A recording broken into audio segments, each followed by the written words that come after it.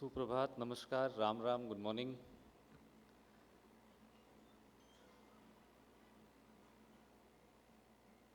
Fourth edition, right? Fifth edition.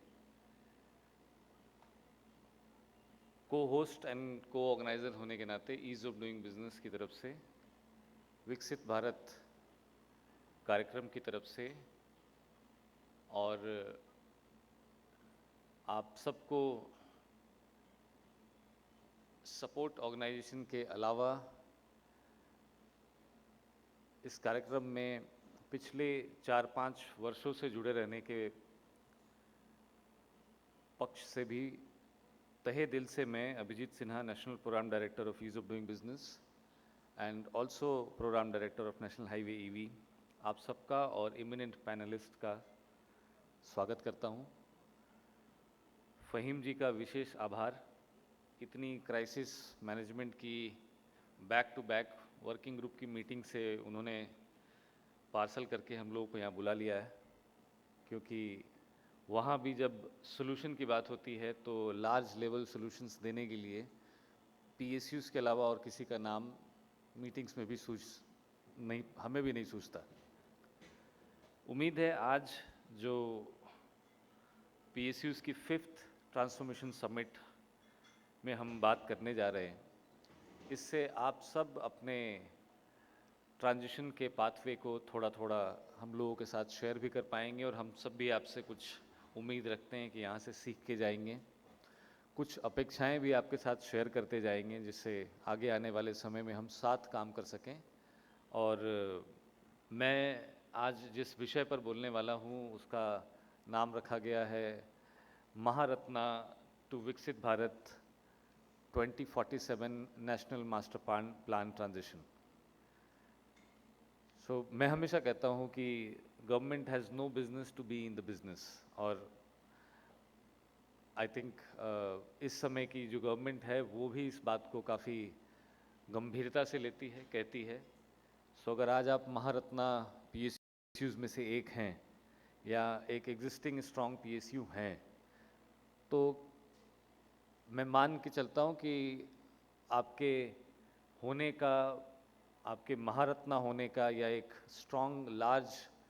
Facet PSU होने का प्रमाण यही है कि आपकी जो पकड़ है उस पर्टिकुलर सेक्टर के ऊपर,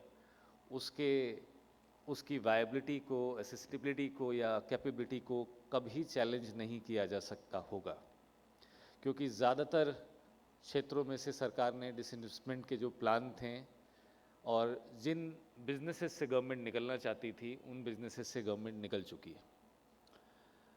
अब आज आप महारत्ना से विकसित भारत नेशनल मास्टर प्लान की तरफ जो बातचीत मुझसे सुनने वाले हैं इस कीनोट में, मैं उसमें सबसे पहले विकसित भारत के उस कॉन्सेप्ट को, जिसको हम आज पीएसयू के बारे में दिन भर चर्चा करने वाले हैं, उस कॉन्सेप्ट को आपके साथ शेयर करना चाहता हूँ। विकसित भारत नेशनल मास्टर प्लान एक क्षेत्र या एक सेक्टर या एक कंपोनेंट का नहीं है। विकसित भारत नेशनल मास्टर प्लान उस परिधि का है जिस परिधि में जाकर हमें इस वक्त अगले 20 सालों तक काम करने की ज़रूरत है, और ये एजेंडा, ये कंटेंट सेट करने के लिए, इसको रियलाइज़ करने के लिए जो बड़े basic parameters government of India ने, करंटली रूलिंग पार्टी ने बनाए, उसमें प्रधानमंत्री जी के नेतृत्व में जो प्रिंसिपल एडवाइस है या प्रिंसिपल डायरेक्शंस है, जिसको आप प्रिंसिपल गाइडिंग डायरेक्शंस भी बोल सकते हैं, उसके कुछ चैलेंजेस मैं आपके साथ शेयर करूंगा। बाकी पूरे दिन चर्चा होगी तो उसके समाधान क्या हो सकते हैं उस पर विस्तृत चर्चा की जा सकती है। अगले 22 सालों में, अब 20 साल रह गए हैं, अगले 20 सालों में हम 2047 की तरफ अपने 100 साल को पूरा करेंगे एज अ कंट्री। आपकी जो आगे आने वाली जनरेशन है वो हमसे बहुत सारे सवाल पूछने वाली है, और इन सवालों के जवाब इस विकसित भारत का एजेंडा तय करते हैं।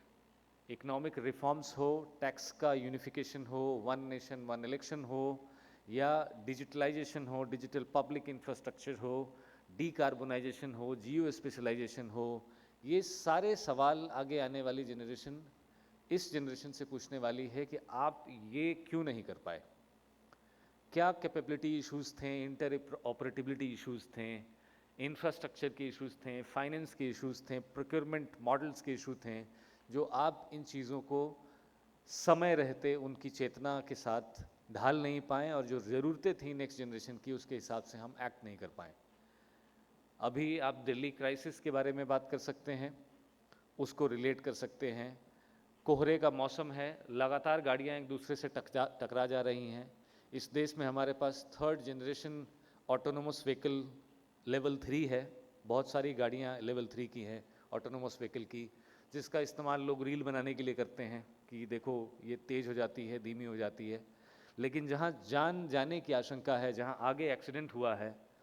उसकी अर्ली इंटीमेशन हमें व्हीकल पे नहीं मिल सकती है, जबकि ये सारी व्हीकल्स पे OBU होता है। सो मैं आपको कुछ एग्जाम्पल्स के माध्यम से उस लार्ज लेवल इंफ्रास्ट्रक्चर कनेक्टिविटी, उसकी इंटरऑपरेबिलिटी, उसकी एक्सपेक्टेशंस के साथ जोड़ने की कोशिश कर रहा हूँ, जिसको आज दिन भर हम अलग अलग सीक्वेंस में, अलग अलग सेशंस में एड्रेस करेंगे। 2 घंटे की बारिश में चौथी सबसे बड़ी अर्थव्यवस्था के शहर और उसमें ट्रैफिक रेंगने लगती है।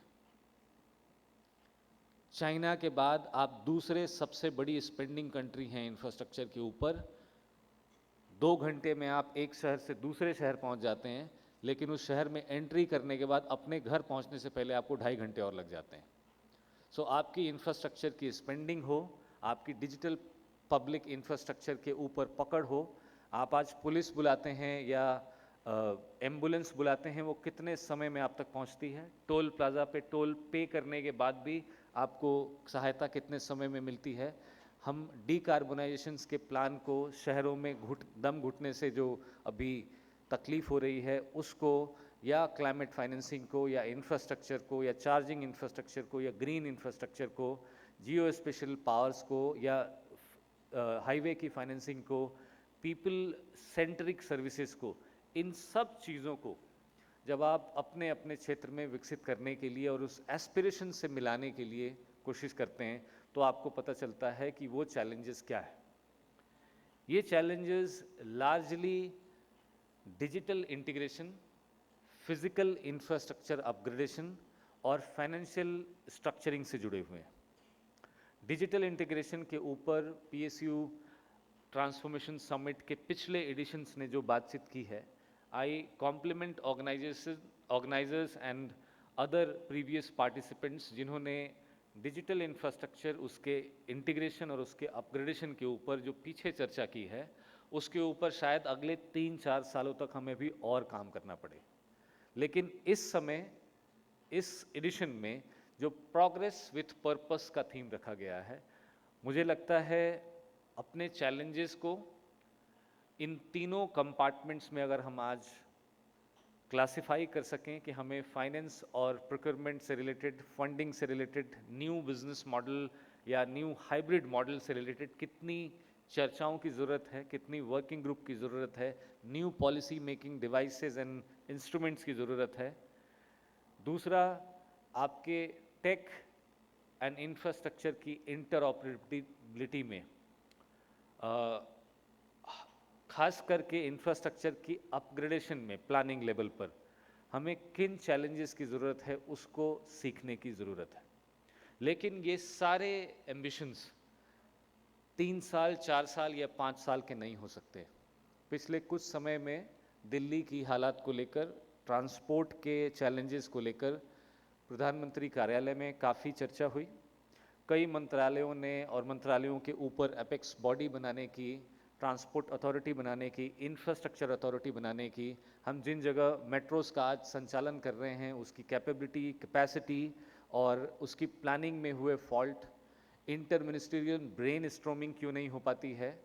इंटर स्टेट कॉन्वर्सेशंस इतने ऑर्गेनाइज्ड क्यों नहीं होते हैं कि हम जब इन इंफ्रास्ट्रक्चर को कमीशन कर रहे हैं तो उसकी एसेटाइजेशन, मोनेटाइजेशन और वायबिलिटी को असेस कर सकें और इनके इंटरलिंक प्लान को एंड यूज़र तक पहुंचा सकें। इन सारी चर्चाओं को, इन सारी कन्वर्सेशंस को अगर आप एक साथ सम अप करना चाहें तो मुझे लगता है ये फोरम, ये समिट बहुत राइटली कैलिब्रेटेड है इन कॉन्वर्सेशंस को आगे ले जाने के लिए, और जो रिकमेंडेशंस इससे बन के आएगी, जिन प्रिस्क्रिप्शंस के ऊपर आप काम करना चाहेंगे, ईज़ ऑफ डूइंग बिजनेस की ओर से, नेशनल हाईवे इलेक्ट्रिक व्हीकल की ओर से और विकसित भारत नेशनल मास्टर प्लान की ओर से, मैं उन सारे रिकमेंडेशंस पे व्यक्तिगत रूप से आपके साथ संपर्क में रहूँगा और कोशिश करूँगा कि जहाँ तक आपकी प्रिस्क्रिप्शंस को, आपकी रिक्वायरमेंट को और डिमांड को एक नए पॉलिसी मेकिंग की तरफ ले जाया जा सके। आखिरी बिंदु और आखिरी पॉइंट जो मैं अपनी चर्चा में बोलना चाहता हूँ वो ये है कि पिछले 10 सालों में आपने ग्रोथ देखा है, एक स्केल देखी है, लेकिन ये स्केल और ग्रोथ का जो इंस्ट्रूमेंट था पॉलिसी मेकिंग का, वो वही था जो उसके पीछे के 50 सालों से हम इस्तेमाल करते आए थे। ये वक्त है जब आपको पॉलिसी मेकिंग का तरीका, उसके इंस्ट्रूमेंट, उसको कंसीव करने का, बातचीत करने का पूरा प्रोसेस बदलना पड़ेगा। खासकर जब हम इंफ्रास्ट्रक्चर के कंसर्न में, डिजिटल इंफ्रास्ट्रक्चर और फिजिकल इंफ्रास्ट्रक्चर दोनों के इंटरऑपरेटिबिलिटी के कंसर्न में, financing, procurement and funding model के प्रोसेस में बहुत आधारभूत, बहुत इंफ्रास्ट्रक्चरल फंडामेंटल चेंजेस की बात करते हैं, तो ये प्रीवियस पॉलिसी मेकिंग टूल से नहीं किया जा सकता है। अगर मैं प्रधानमंत्री जी की एक कोट है, मुझे याद है, मैं शेयर करूं तो आप रिलेट कर पाएंगे कि आप 20वीं सदी के इंस्ट्रूमेंट से 21वीं सदी का भारत नहीं बना सकते। इसलिए आप इस वक्त जिस भी प्रोसेस को पॉलिसी मेकिंग के लिए, प्रोक्योरमेंट के लिए, फाइनेंसिंग के लिए, फंडिंग के लिए, ऑप्टिमाइजेशन के लिए, इंटरऑपरेटिबिलिटी के लिए बनाने जा रहे हैं, उसमें मिनिमम डेफिसिट ऑफ ट्रस्ट होना चाहिए। पब्लिक सेक्टर को और प्राइवेट सेक्टर को, पीएसयूज को साथ लेके आना चाहिए, और पीएसयूज बहुत कैलिबरली पोजीशनड होते हैं पब्लिक और प्राइवेट सेक्टर दोनों को अपने साथ लेके आने के लिए। पूरी तरह गवर्नमेंट भी नहीं होते हैं, पूरी तरह प्राइवेट भी नहीं होते हैं। ये एक कल्चरल शिफ्ट है जो मुझे लगता है आगे आने वाले समय में इस पर खासी चर्चा की जा सकती है। और जिन एजम्पशंस के ऊपर हम पॉलिसी मेकिंग बनाते थे, अमूमन 2 तरीके होते थे पॉलिसी मेकिंग के, कि आप किसी वेस्टर्न कंट्री के किसी पॉलिसी को या किसी प्रोक्योरमेंट मॉडल को या किसी टेक मॉडल को उठा के कॉपी पेस्ट कर देते हैं भारत में, या फिर आप इंडिया में किसी फॉरेन कंसल्टेंट को अपॉइंट कर देते हैं। इन दोनों तरीकों से हमने जो भी कंसल्टेशंस की हैं, जो कंसल्टेंट ड्रिवन प्रोजेक्ट रहे हैं, उनके रीकैलिब्रेशन, रीफॉर्मेशंस और टेंडर्स में आप माने तो रीटेंडरिंग काफ़ी ज़्यादा हुई है। तो आगे आने वाले समय में अगर हम evidence based, pilot based, prototype based, test based, trial based चीज़ों को ज़्यादा तवज्जो दें, तो मुझे लगता है हम पॉलिसी मेकिंग के एक नए युग की शुरुआत करेंगे। ये युग सिर्फ बदलाव नहीं लाएगा, बट पीएसयू के और सेंट्रल पब्लिक एंटरप्राइजेस को आगे आने वाले समय में उन धुरंधरों में एक बनाएगा जो विकसित भारत को न सिर्फ पॉसिबल बनाएंगे बल्कि वो सपना साकार भी करके दिखाएंगे। Thank you. जय हिंद, जय भारत।